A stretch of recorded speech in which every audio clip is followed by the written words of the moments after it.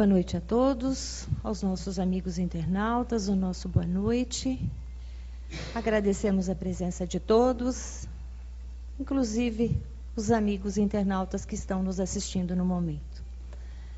Fraternidade Francisco de Assis, novamente com a sua palestra semanal, às sextas-feiras, recebendo o nosso convidado desta noite, o senhor Orlando Costa. O senhor Orlando é trabalhador da Casa Espírita A Caminho da Luz e nos traz na noite de hoje o tema Que Brilhe a Vossa Luz. Seu Orlando, por favor, fique à vontade. Boa noite a todos. Que a paz de Jesus possa estar conosco nessa noite. Nós vivemos um momento importante na história da humanidade. Conturbado e importante. Conturbado porque as condições são inseguras. A política, a sociedade, a economia, os costumes fazem com que a gente sinta medo. Até mesmo em função das tradições que passam a nós, sobre as coisas que aconteceriam, segundo aqueles mais crédulos, no fim do mundo. Quem de nós já não ouviu falar que o mundo vai acabar em 2012? Já ouvimos isso muitas vezes, não é? Em dezembro de 2012, 23 de dezembro de 2012, se não me engano. Vamos nos frustrar mais uma vez. Digo vamos nos frustrar porque o mundo devia acabar no ano 2000 e muita gente ficou frustrada porque o mundo não acabou. Nós espíritas sabemos que o mundo não vai acabar. Mas essa crença tem até uma certa razão de ser, já que o próprio Jesus, isso está registrado nos evangelhos, falou desse momento, falou do final dos tempos, que foi interpretado como o fim do mundo. Jesus falou aos seus discípulos, quando ele já estava se despedindo da terra, uma vez que estava chegando o momento em que ele deveria ser preso e crucificado, ele procurou descrever aquilo que aconteceria. Falou que haveriam perseguições, que os cristãos seriam mortos, seriam trucidados, caluniados, que haveria pestes, que haveriam terremotos, que haveriam guerras. Mas ele concluiu, isso é apenas o princípio das dores. E nós vemos realmente que tudo isso aconteceu. Para a frustração dos nossos companheiros pregoeiros do fim do mundo, nunca as coisas estiveram tão tranquilas nesse sentido. Nós às vezes nos assustamos com o tsunami que aconteceu lá na Ásia, com o terremoto no Japão. E os mais exaltados sempre falam, olha, é o fim do mundo, prenúncio do fim do mundo. Mas se formos olhar a história, nós veremos que sempre aconteceu isso e até com muito maior intensidade. Eu procurei pesquisar rapidamente e descobri que aconteceram terremotos tremendos nos séculos que passaram e o mundo não acabou. Pragas. Consta que no século XIV, a peste negra matou 50 milhões de pessoas na Europa e na Ásia. No século XVII, se não me engano, a varíola. Depois veio o cólera, que matou milhões de pessoas na Europa. E segundo os relatos, de 1850 a 1950, a tuberculose matou cerca de 1 bilhão de pessoas em um século. Onde estão essas doenças hoje? Nós nos assustamos quando apareceu aí a tal da gripe suína. Matou meia dúzia de pessoas em torno do mundo. Foi mais susto do que epidemia propriamente dito. Portanto, parece que sob esse aspecto, todas as profecias fracassaram. Todas as profecias falharam. Estão acontecendo sim terremotos, poderão acontecer outros, porque nós vivemos num planeta que é vivo, que é dinâmico, e as coisas acontecem naturalmente. Acontece que tem mais gente também, quando acontece, atinge mais pessoas, porque existe mais gente para serem atingidas. A notícia chega em tempo real. Então, coisas que no passado, e não no passado muito remoto, não, há bem pouco tempo, quando eu era criança ainda, que, a bem da verdade, não faz tanto tempo assim, acontecia lá na China, quando chegava aqui, eles já tinham reconstruído. Não é verdade? A gente não ficava sabendo das coisas. Ainda hoje, quando eu vou para o interior, eu tenho os parentes no interior, e eles falam assim: Orlando, como vocês conseguem viver em São Paulo? Mas por quê? Olha, mataram tantas pessoas lá não sei aonde, mataram tanto. Eu digo, sabe qual a distância daquilo da minha casa? Mais de 50 quilômetros. Mas parece que foi no quintal da gente. Então Jesus mentiu quando ele fez aquelas profecias? Não, é que nós somos imediatistas. Nós achávamos, e os apóstolos naquela época achavam que ia acontecer daí um pouquinho. Tanto que quando Jesus foi crucificado, eles se reuniram e formaram uma espécie de comunismo primitivo, em que eles vendiam as propriedades e repartiam entre si, ajudando os pobres, porque para que guardar dinheiro? Para que ter as propriedades se Jesus vai voltar e nos levar para o céu? Frustraram-se, tiveram que ganhar tudo de novo. Mas valeu a experiência. Mas Jesus disse também uma coisa importante. Aliás, mais uma importante. Quer dizer que disse uma importante equivale a dizer que as outras não foram. É óbvio que não é isso. Na continuação desse discurso, ele disse: mas tem uma coisa que é fundamental. Quando vocês virem a abominação nos lugares santos, aí é o fim. Ele não disse, não fez é o fim, mas ele disse: quem estiver no telhado não desça, quem estiver na Judéia não saia. Ou seja, ele falava de uma situação difícil, de uma situação amedrontadora. E na realidade, nós vemos que nós estamos vivendo isso hoje em dia. A corrupção, e quando eu falo em corrupção, não estou aqui falando de problemas policiais, políticos, mas a corrupção dos costumes de um modo geral. O desrespeito às tradições, o desrespeito à família, enfim, as religiões sendo utilizadas como meios de se ganhar dinheiro apenas, sem nenhum escrúpulo. E quando eu digo as religiões, nós poderemos identificar também entre os espíritas, nós não somos diferentes. Somos apenas mais responsáveis. Porque como disse Jesus, a quem muito foi dado, mais será pedido, não é? Muito será pedido. Se nós nos arvoramos conhecedores da verdade, nós somos mais responsáveis. Mas na realidade hoje nós não podemos identificar, não conseguimos identificar um único lugar em que a corrupção não se esteja instalada. Seja nas instituições, seja nas pessoas. Eu gosto sempre de observar, eu gosto muito de observar, de ouvir conversas. Às vezes eu tenho medo de falar, porque dá a impressão que a gente está julgando as pessoas. E julgar não é nosso objetivo. Quer dizer, até porque é uma questão até de autodefesa, né? Porque como Jesus disse, com a mesma medida que julgardes, sereis julgados. Então não é bom julgar, até mesmo para se defender. Mas a gente fica ouvindo a conversa dos espíritas, quando a gente está em um ambiente não religioso, na convivência social, no trabalho, e nós vemos que eles se portam igualzinho os outros. Eles fazem contrabando, eles sonegam nota fiscal, sonegam impostos, tudo em nome de todo mundo faz, eu também faço. Porque se eu não fizer, eu sou bobo. Vocês já prestaram atenção nisso? Outro dia até conversava com os companheiros, uma coisa simples, banal, que quase todos nós fazemos. Eu não vou dizer se eu faço ou não, porque vai ficar feio.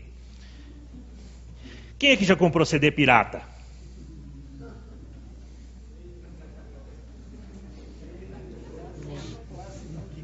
Vocês já pararam para pensar o que significa isso? Parece uma coisa tão simples, não é? Mas se vocês pudessem saber quanto de corrupção e de crime existe por trás disso, para se chegar àquele simples CD pirata, nós arrepiaríamos os cabelos, quem tem é óbvio. Porque realmente é tenebroso. E nós fazemos com naturalidade. Por quê? Os costumes foram corrompidos. Tornou-se natural para nós fazer essas coisas. E nós que esperamos um mundo melhor, todos nós esperamos um mundo melhor, não é verdade? Quer dizer, os nossos irmãos protestantes e católicos esperam o céu. Ou esperam que Deus vai trazer um mundo melhor. O Espiritismo nos ensina que nós temos que construir esse mundo melhor. Ele existirá sim, ele vai chegar sim. Mas como será esse mundo melhor? Será um mundo habitado por pessoas melhores.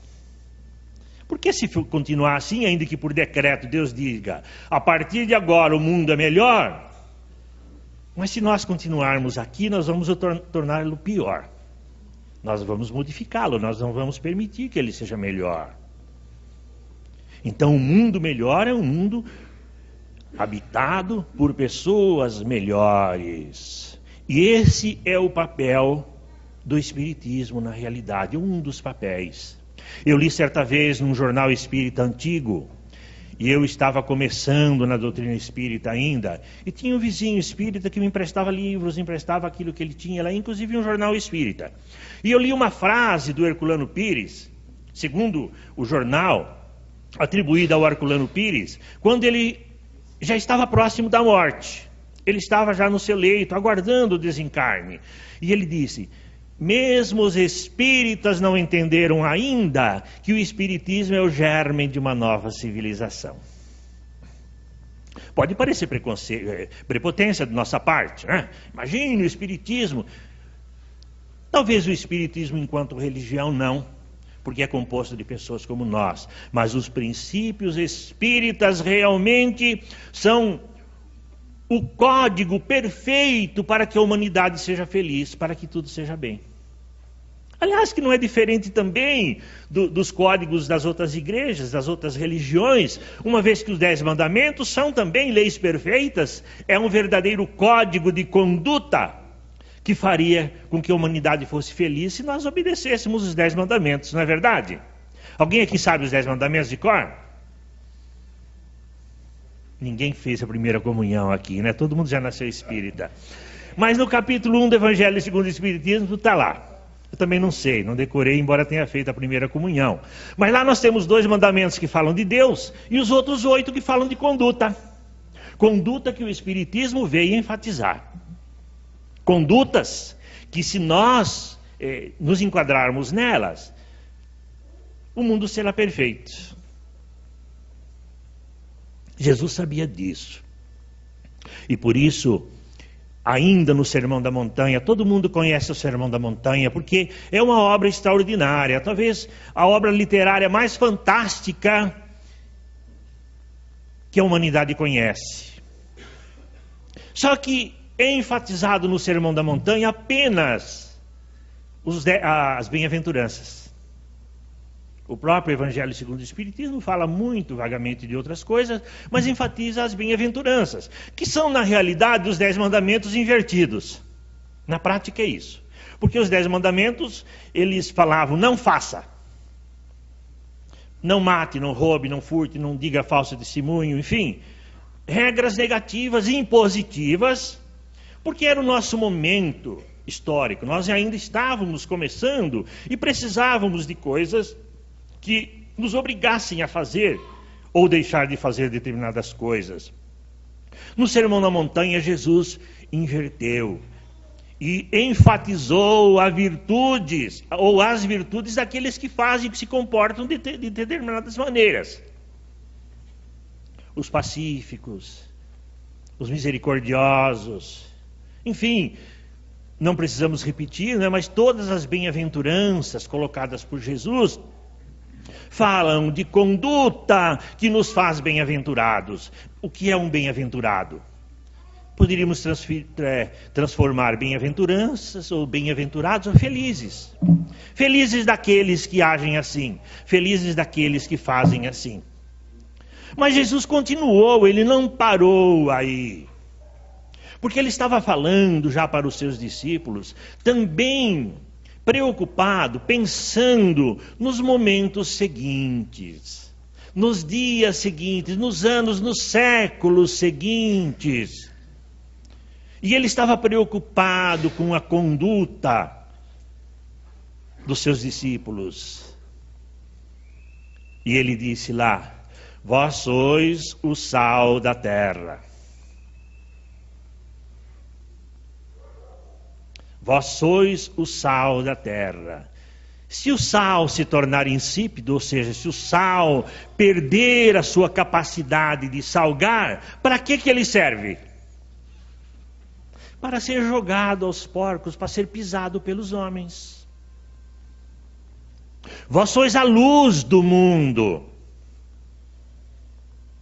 Não se acende uma luz e coloca debaixo do alqueire. Alqueire seria uma vasilha, um vasilhame qualquer, não tem importância.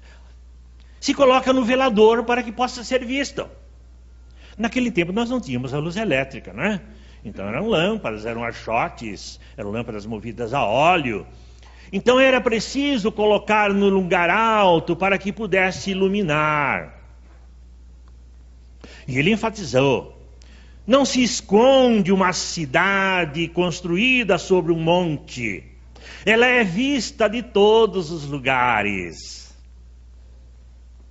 É assim que vocês devem ser vistos. E ele concluiu: que resplandeça a vossa luz, para que os homens possam ver as vossas boas ações e glorificarem a Deus. Brilhe a vossa luz. Ou seja, não é suficiente se dizer cristão. Não é suficiente se dizer espírita ou de qualquer uma outra religião. É preciso ter uma conduta condizente com a nossa crença. É preciso ter uma conduta condizente com aquilo que a gente ensina.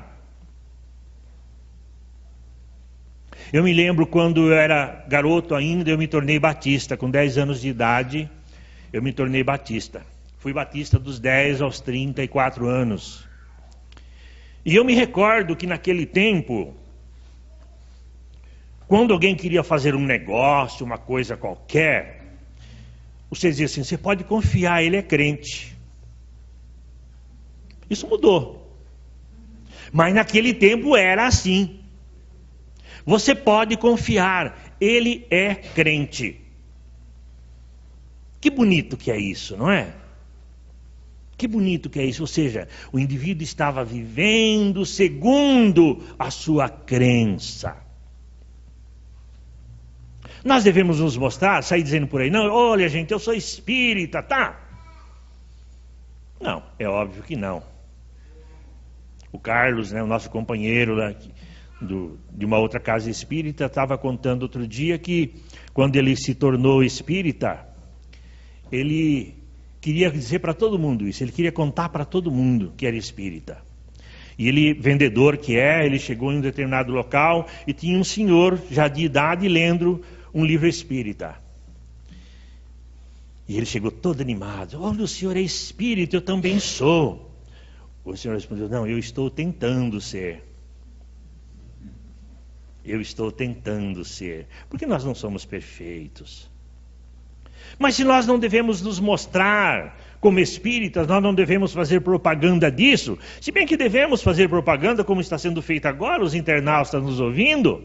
Isso é importante, colocar à disposição das pessoas o conhecimento, aquilo que nós acreditamos e que achamos que é bom. Mas não é preciso que a gente saia fazendo propaganda por aí, na vizinhança, no nosso trabalho. É preciso que nós sejamos reconhecidos como espíritas. Como é bonito, não é? Quando nós conhecemos uma pessoa que é idônea, é tranquila, é pacífica, aquela pessoa que nós gostaríamos de ter por amigos e que descobrimos que ele é espírita.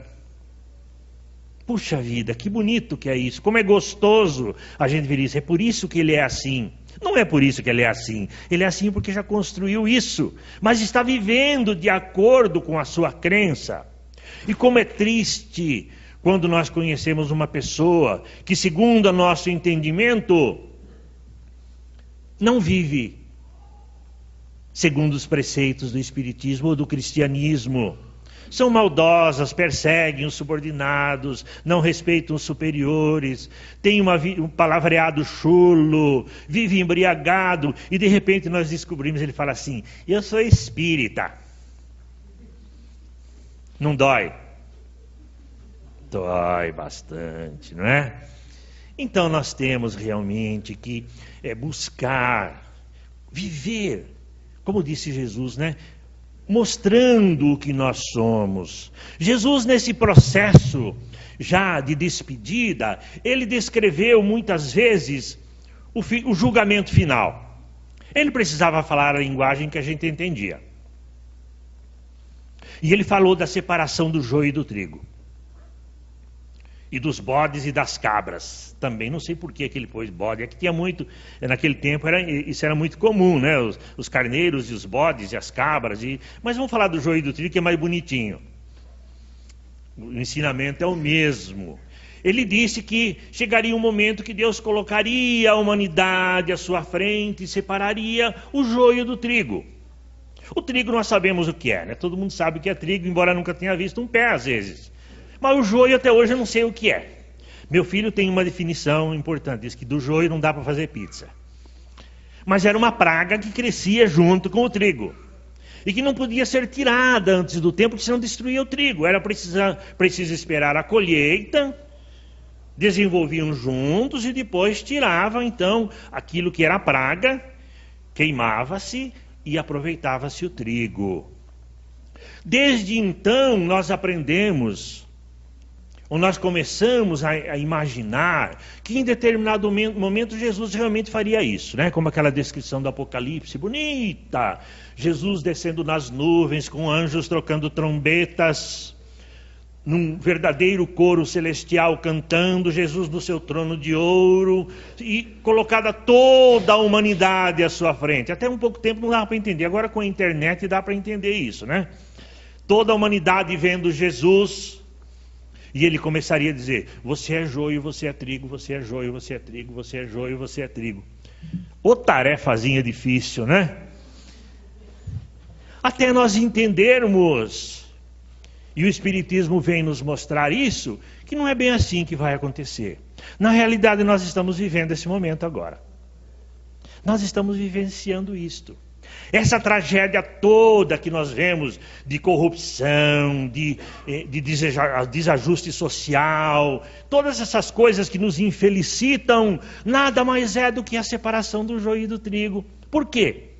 Porque nós podemos fazer o que nós queremos. Hoje nós não temos mais quase nenhuma restrição. Os costumes não nos incomodam. Os princípios que limitavam a nossa conduta não existem mais. Ninguém se incomoda se eu vivo desse ou daquele jeito. A polícia também não nos vê. Não é assim que a gente imagina a sociedade hoje. Mas é aquele velho princípio, né? Tudo eu posso, mas será que eu devo? Aí que está a grande diferença, né? Eu hoje quando cheguei aqui, não é porque eu seja bonzinho, não é medo de levar multa. Eu parei o carro na contramão. Aí eu estava vindo para cá, eu falei: mas e se passa um guarda chato e me multa porque eu estou estacionado na contramão? Eu tirei o carro, virei e estacionei na mão correta. Você sabe que pode ser multado, eu estacionado na contramão, não é? Se eu vejo um farol que está vermelho para mim, e eu olho para um lado, olho para o outro, não vem carro, não tem guarda, eu passo. Tá certo?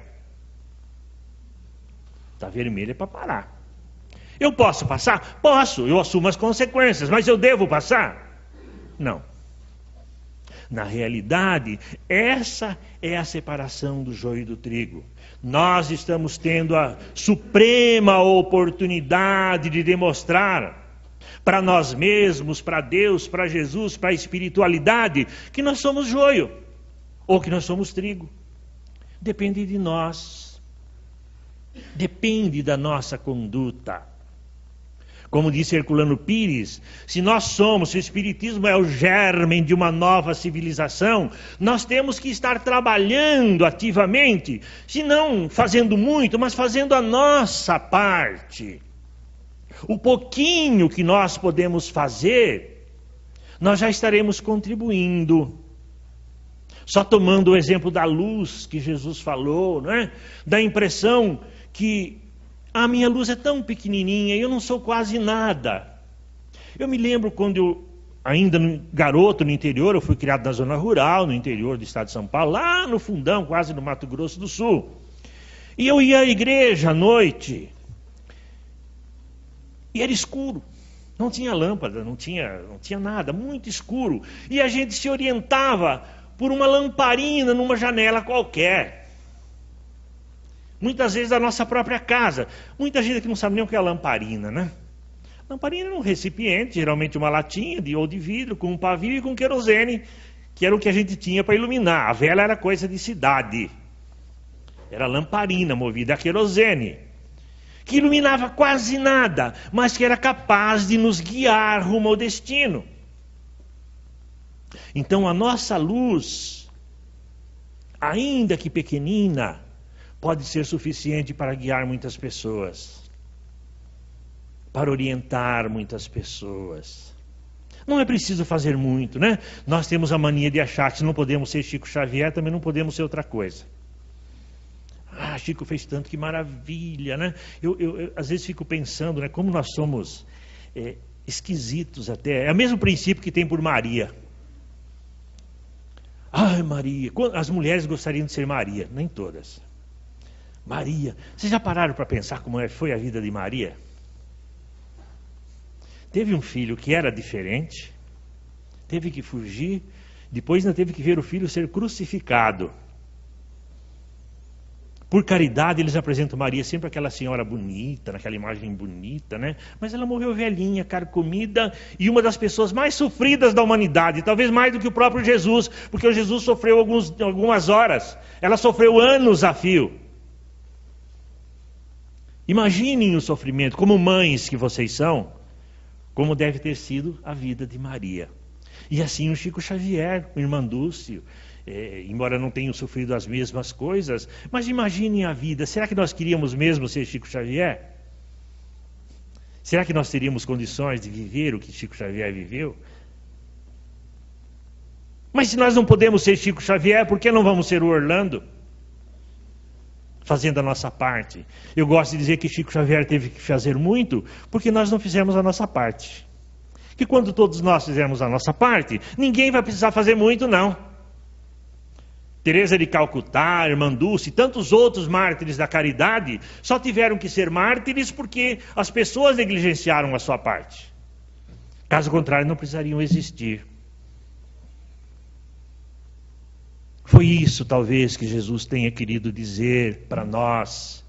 Disse aos apóstolos, mas para a posteridade, para os seus discípulos que viriam a seguir e até nós. Não se coloca uma lâmpada debaixo do alqueire, ela tem que ser vista, ela tem que iluminar.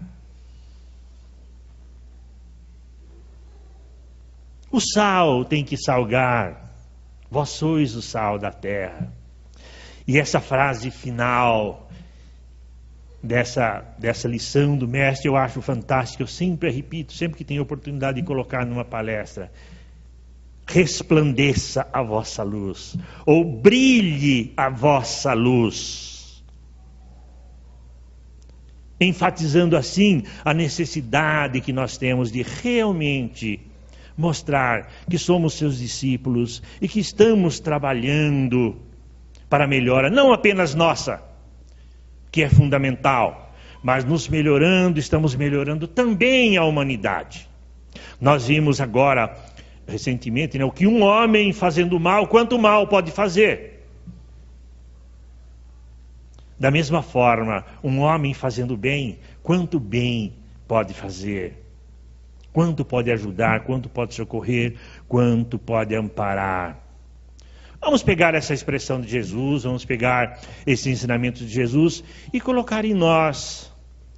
E vamos falar não ouvindo mais de Jesus, mas nós mesmos falando, trazendo para dentro de nós, fazendo o propósito de não deixar que isso seja apenas uma expressão vazia, mais uma repetição de alguma coisa decorada, mais um propósito a ser alcançado pelo nosso trabalho, pela nossa conduta. E vamos dizer, que brilhe a nossa luz. Que Jesus possa nos abençoar. Graças a Deus.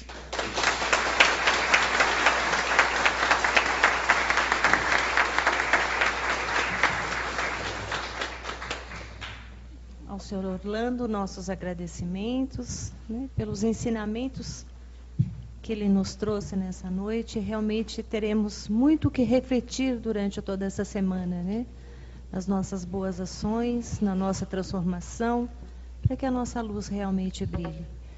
Os nossos amigos internautas, o nosso muito obrigada por estarem conosco e esperamos estarmos juntos novamente na próxima sexta-feira. Uma boa semana e muita paz a todos.